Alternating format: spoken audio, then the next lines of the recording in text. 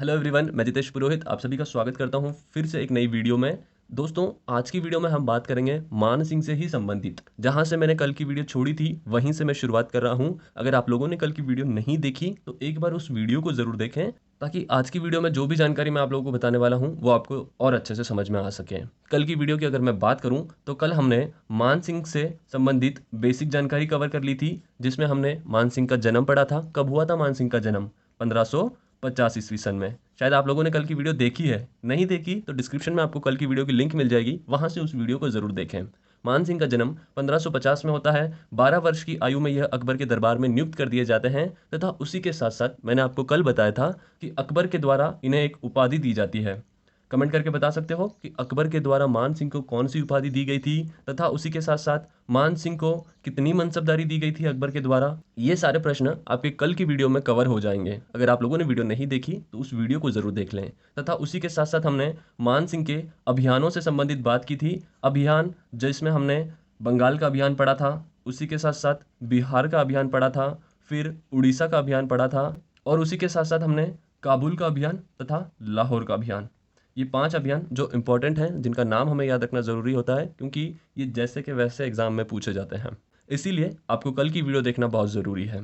आज की वीडियो में हम क्या बात करने वाले हैं, अगर मैं आपको आज की वीडियो का एजेंडा बताऊं तो आज की वीडियो में हम बात करने वाले हैं कि मान सिंह ने जितने भी महल का निर्माण करवाए तथा जो भी दुर्ग के निर्माण करवाए, तथा उसी के साथ साथ मान सिंह मुगलों की ज़रूर सेवा करते थे। मान सिंह मुगलों के साथ रहते थे, लेकिन उन्होंने कभी भी मुस्लिम धर्म को नहीं अपनाया। वो हमेशा हिंदू धर्म का पालन करते थे, तथा हिंदू धर्म की जितनी भी बताई गई चीज़ें हैं, मंदिरों का निर्माण करवाना, पूजाएं करना, ये सारी चीज़ें वो किया करते थे।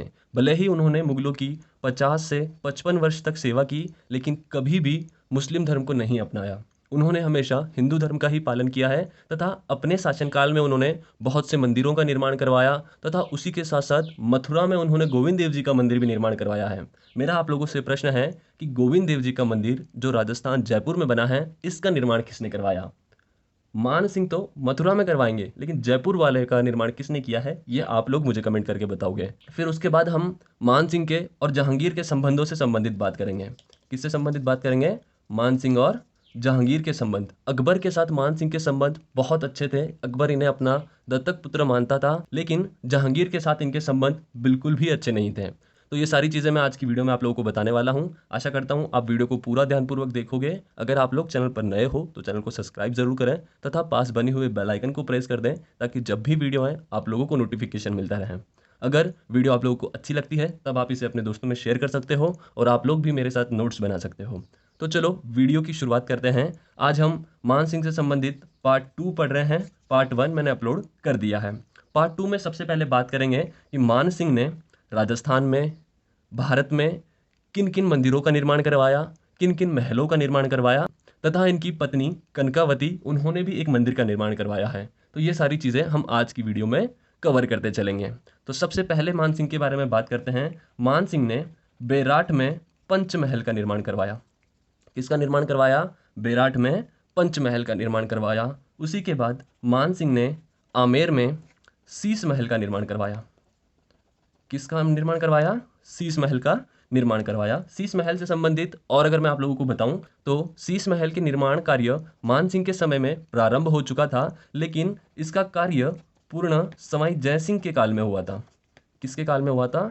सवाई जय सिंह के काल में यह पूरा हुआ था। और इसी शीश महल के ऊपर महाकवि बिहारी के द्वारा, किसके द्वारा? महाकवि बिहारी के द्वारा एक टिप्पणी की गई है। उन्होंने इस महल को, महाकवि बिहारी जी ने इस महल को दर्पण धाम कहा है। क्या कहा? दर्पण धाम कहा था। महाकवि बिहारी ये समय जयसिंह के दरबारी कवि थे। आज हम मान सिंह के दरबारी कवियों से भी संबंधित बात करेंगे कि इनके दरबारी कवि कौन थे, तथा उन्होंने कौन कौन से ग्रंथ लिखे थे। ये सारी चीज़ें मैं आपको आज की वीडियो में बताने वाला हूँ। 2 चीज़ें हमने अभी तक पढ़ी। बैराठ में पंचमहल का निर्माण करवाया, तथा आमेर में शीश महल के निर्माण का कार्य प्रारंभ किया, जो कार्य सवाई जयसिंह के काल में पूरा होगा, जिसके ऊपर महाकवि बिहारी जी ने एक टिप्पणी की थी। उन्होंने क्या कहा था इस महल को? ये महल तो दर्पण धाम है। क्या है? दर्पण धाम है। आगे बढ़ते हैं हम। आगे मान सिंह ने पुष्कर में, कहाँ पे? पुष्कर में इन्होंने मान महल का निर्माण किया। किसका निर्माण किया? मान महल का निर्माण किया।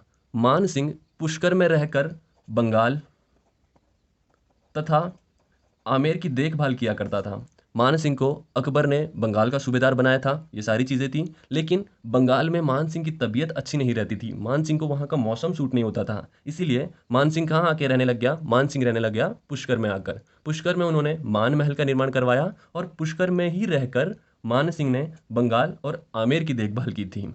आगे बढ़ते हैं हम। उसके बाद मान सिंह ने पुनर्निर्माण करवाया। किसका पुनर्निर्माण करवाया इन्होंने? आमेर के दुर्ग का। किसका? आमेर दुर्ग का। आमेर दुर्ग का पुनर्निर्माण मान सिंह ने करवाया है और आमेर का जो दुर्ग है यह मुगल प्लस राजपूत शैली में बना हुआ दुर्ग है। कैसी शैली में बना हुआ दुर्ग है? मुगल प्लस राजपूत शैली में बना हुआ दुर्ग है। आप लोगों से मेरा एक प्रश्न कि आमेर का दुर्ग शुक्र नीति के अनुसार कौन सी शैली में रखा गया है? आप सभी को पता है कि राजस्थान के दुर्गों को शुक्र नीति के अनुसार 8 भागों में बांटा गया है। कितने भागों में बांटा गया है? 8 भागों में बांटा गया है। ये चीज़ें मैं आपको पहले भी बता चुका हूँ। अगर किसी विद्यार्थी ने अपने पास इन चीज़ों को अच्छे से नोट करके रखा हुआ है तो उसे ये चीज़ पता होगी। तो आप लोगों से मेरा वही प्रश्न है कि आमेर के दुर्ग कौन सी शैली में आता है? कमेंट करके ज़रूर अपना आंसर बताएं। आपकी कमेंट मुझे भी इंस्पायर करती है अगली वीडियो के लिए, तथा अनेक विद्यार्थी ऐसे हैं जो कमेंट्स भी पढ़ते हैं ताकि उन्हें और भी जानकारी मिल सके। आपको शुक्र नीति के बारे में जितनी भी जानकारी पता है आप उसे कमेंट में लिख सकते हो, क्योंकि लिखी हुई बात हमें अधिक समय तक याद रहती है। इसीलिए जब भी आपको चीज़ें याद आए आप उन्हें लिखें, चाहे आप कमेंट में लिख सकते हो या कहीं अपने पास अगर नोट्स बना रहे हो तो उसमें जितनी भी चीज़ें आपको याद आती है कि शुक्र नीति में 8 नीतियाँ हैं। 8 नीतियाँ कौन सी? क्या मुझे याद है 8 नीतियाँ? लिखो आप जब लिखोगे तब आपको चीज़ें लंबे समय तक याद रहेगी। तो बात की हमने आमेर दुर्ग का पुनर्निर्माण करवाया किसने? मान सिंह ने। अभी तक हमने पंचमहल पढ़ा, बैराठ में शीश महल पढ़ा, उसी के बाद पुष्कर में मान महल और पुनः निर्माण करवाया आमेर दुर्ग का। बढ़ते हैं आगे की तरफ। जैसे मैंने आपको कहा था कि मान सिंह ने वृंदावन कहाँ? मथुरा यूपी में। मान सिंह ने वृंदावन में किसका निर्माण करवाया था? गोविंद देव जी का। गोविंद देव जी मंदिर का निर्माण इन्होंने कहाँ किया है? मथुरा। कहाँ किया इन्होंने? मथुरा वृंदावन में। अब गोविंद देव जी के मंदिर से संबंधित एक चीज आपको याद रखनी है कि गोविंद देव जी का मंदिर जहां पर प्रमुख पीठ है एक संप्रदाय की। कौन से संप्रदाय की प्रमुख पीठ है? यहां पर गौड़ीय संप्रदाय की प्रमुख पीठ है। मेरा आप लोगों से प्रश्न है कि गौड़ीय संप्रदाय के संस्थापक यह कौन है? आप लोग कमेंट करके बताओगे। तथा उसी के साथ साथ राजस्थान में कहां पर? राजस्थान में गौड़ीय संप्रदाय की प्रमुख पीठ कहां पर है? ये भी आप मुझे कमेंट करके बताओगे। राजस्थान में भी हम संप्रदायों से संबंधित चीजें पढ़ते हैं, तो आप लोगों से मेरा यही प्रश्न है कि गौड़ीय संप्रदाय की प्रमुख पीठ राजस्थान में कहां पर है? ये पीठ भारत की है। भारत की गौड़ीय संप्रदाय की प्रमुख पीठ गोविंद देव जी का मंदिर मथुरा में है, लेकिन राजस्थान में कहां पर है ये आप मुझे कमेंट करके बताओगे। बढ़ते हैं हम आगे की तरफ। उसी के बाद मैंने आप लोगों को बताया था कि मान सिंह की पत्नी थी जिनका नाम कनकावती। क्या नाम था? जिनका नाम था कनकावती। यह कनकावती अपने पुत्र जगत सिंह की याद में आमेर में एक मंदिर बनवाती है, जिस मंदिर का नाम क्या था? जगत शिरोमणि मंदिर। शिरोमणि मंदिर। इस मंदिर से संबंधित मैंने कल भी आप लोगों को बताया था। इस मंदिर में वही भगवान कृष्ण की मूर्ति है जिसकी पूजा बचपन में कौन किया करती थी? मीराबाई किया करती थी। कौन किया करती थी? मीराबाई किया करती थी। मीराबाई से मैं आप लोगों को एक प्रश्न पूछता हूं कि राजस्थान में मीराबाई का प्रमुख मंदिर कहाँ बना हुआ है? इसका आप मुझे आंसर कमेंट बॉक्स में दोगे। मैं प्रश्न आपको इसीलिए पूछता हूं क्योंकि इन चीज़ों के साथ साथ आपको दूसरी जो चीज़ें हैं वो कितनी याद हैं, या आपको वो चीज़ें कितने जल्दी से रिमेंबर होती है कि मैंने कभी उसे पढ़ा है, क्या मुझे वो चीज़ याद आ रही है, मेरी जो याद करने की क्षमता है वो कितनी गहरी है। अगर मैं आपको सिर्फ सिंपल पढ़ाता जाऊँगा तो आप भी बोर होगे। इसीलिए मैं आपको बीच बीच में क्वेश्चन पूछता हूँ ताकि आपने जो कभी चीज़ों को पढ़ा है वो चीज़ें आपको रिमेंबर होती रहें। अभी तक हमने क्या क्या पढ़ा इसे मैं आपको फिर से एक बार रिवीजन करवा देता हूँ। सबसे पहले हमने बैराठ के पंचमहल के बारे में पढ़ा जिसका निर्माण किसने करवाया था? मान सिंह ने करवाया था। तथा उसी के बाद आमेर का शीश महल पढ़ा जिसके बारे में महाकवि बिहारी दास जी ने क्या कहा था कि ये तो दर्पण धाम है, ये तो दर्पण धाम है। फिर उसके बाद पुष्कर का मान महल पढ़ा। फिर मान सिंह ने आमेर दुर्ग का पुनर्निर्माण करवाया, पुनर्निर्माण जो मुगल और राजपूत शैली में बनाया गया था। यहाँ से भी मैंने आपको प्रश्न पूछा है, उसका आंसर आप मुझे कमेंट करके दे सकते हो। फिर उसके बाद इन्होंने मथुरा वृंदावन में गोविंद देव जी का मंदिर बनवाया। गोविंद देव जी का मंदिर जो गौड़ीय संप्रदाय की प्रमुख पीठ है। और यहाँ से मैंने आपको 2 प्रश्न पूछे थे कि गौड़ीय संप्रदाय के संस्थापक कौन है और राजस्थान में गौड़ीय संप्रदाय की प्रमुख पीठ कहाँ पर है। फिर हमने बात की इनकी पत्नी से संबंधित, जो कनकावती, इन्होंने एक मंदिर का निर्माण करवाया था, जगत शिरोमणि मंदिर, जो कहाँ पर है, जयपुर में है। और यहाँ से मैंने एक प्रश्न पूछा था कि मीराबाई का मंदिर कहाँ पर है, ये आप मुझे कमेंट करके बताओगे। तो ये कुछ चीज़ें हैं जो आपको मान सिंह से संबंधित याद करनी है। तथा उसी के बाद मैंने कहा कि हम बात करेंगे मान सिंह के दरबारी कवि से संबंधित। किससे संबंधित? मान सिंह के दरबारी कवि से संबंधित। मान सिंह के एक प्रमुख दरबारी कवि थे जिनका नाम था पुंडरीक विट्ठल। क्या नाम था जिनका?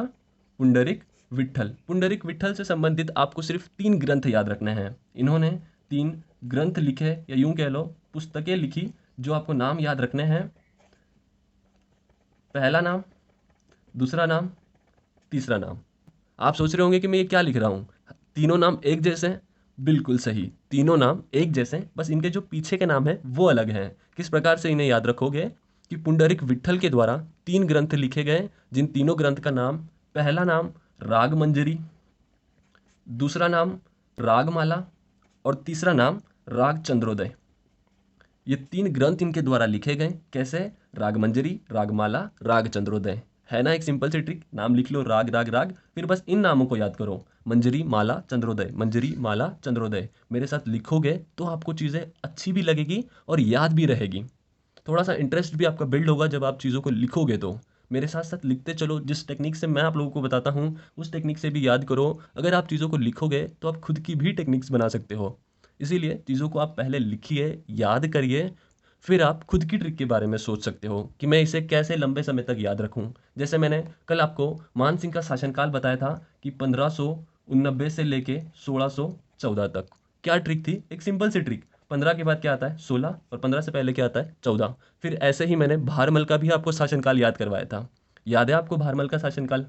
कमेंट करके बताओ। किसी भी विद्यार्थी ने भारमल वाली वीडियो देखी है और अपने पास नोट्स बनाए हैं, उसे उनका शासनकाल जरूर याद होगा। तो आप ऐसी ही अपनी भी ट्रिक्स बना सकते हो, लेकिन पहले आपको चीज़ें लिखनी पड़ेगी, पढ़नी पड़ेगी, फिर उसके बाद आप अपनी टेक्निक्स बना सकते हो। जैसे मैंने बनाई राग राग राग, फिर मुझे बस 3 नाम याद करने हैं, मंजरी, चंद्रोदय, माला। चाहे आगे पीछे हो या कैसे भी हो, मंजरी, माला, चंद्रोदय, मंजरी, माला, चंद्रोदय, चंद्रोदय, मंजरी, माला, कैसे भी आप याद कर सकते हो। लेकिन पहले लिखना पड़ेगा, पढ़ना पड़ेगा, फिर ही आपको चीज़ें याद होगी। तो हम बात कर रहे हैं दरबारी कवियों के बारे में। दरबारी कवि पुंडरीक विट्ठल। पुंडरीक विट्ठल ने 3 ग्रंथ लिखे हैं। कौन कौन से? रागमाला, राग चंद्रोदय और राग मंजरी। इसके बाद इनके कुछ अन्य दरबारी कवियों के बारे में भी हम बात करते हैं, जिनमें पहला नाम आता है हरिनाथ जी का, दूसरा नाम हमें याद रखना है सुंदर राय जी का, सुंदर राय, और तीसरे इनके अन्य दरबारी कवि थे जिनका नाम याद रखना है जगन्नाथ। क्या नाम याद रखना है? जगन्नाथ। 4 दरबारी नाम याद रखना है और 3 ग्रंथ का नाम याद रखना है। अब मैंने आपको शुरुआत में मान सिंह से संबंधित एक पुस्तक के बारे में भी बताया था कि एक पुस्तक थी जिसमें मान सिंह का चरित्र लिखा गया। क्या लिखा गया? मान सिंह का चरित्र लिखा गया, जिस पुस्तक का नाम था मान चरित्र। क्या नाम था? मान चरित्र। और इस पुस्तक के लेखक किसने लिखा, क्या लिखा, इसके अंदर क्या बातें हैं, इस पुस्तक के अंदर मान सिंह से संबंधित सारी चीज़ें बताई गई हैं। तो इस पुस्तक को किसने लिखा था? उनका नाम है राय मुरारी दास। क्या नाम है उनका?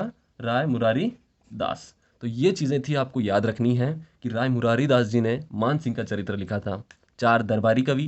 पहला कवि कौन था? पुंडरीक विट्ठल। याद कर सकते हो आप मेरे साथ। अगर आप लोगों ने लिख लिया है तो 2 मिनट के लिए पॉज करिए लिखना, आप मेरे साथ दोहराएं। पहला कवि कौन था? पुंडरीक विट्ठल, जिन्होंने 3 ग्रंथ लिखे थे। कौन कौन से? रागमंजरी, राग चंद्रोदय, रागमाला। उसके साथ साथ हमने और 3 दरबारी पढ़े, जिसमें पहला नाम आता है हरिनाथ जी का, दूसरा नाम सुंदर राय, तीसरा नाम जगन्नाथ। फिर एक इनके ऊपर पुस्तक लिखी गई है जिसका नाम था मानचरित्र। मानचरित्र के लेखक कौन है? राय मुरारी दास। अब हम मान सिंह के अंतिम समय के बारे में बात करते हैं। अंतिम समय जब अकबर की मृत्यु हो जाती है, उसके बाद दिल्ली के अगले शासक बनते हैं जहांगीर साहब। कौन बनते हैं? जहांगीर साहब। अकबर और मान सिंह का जो रिलेशन था ये बहुत अच्छा था, लेकिन मान सिंह और जहांगीर का जो रिलेशन था ये बिल्कुल भी अच्छा नहीं था, पूरा ही अपोजिट था। जहांगीर मान सिंह को बिल्कुल भी पसंद नहीं करता था। क्यों पसंद नहीं करता था? क्योंकि आप सभी को मैंने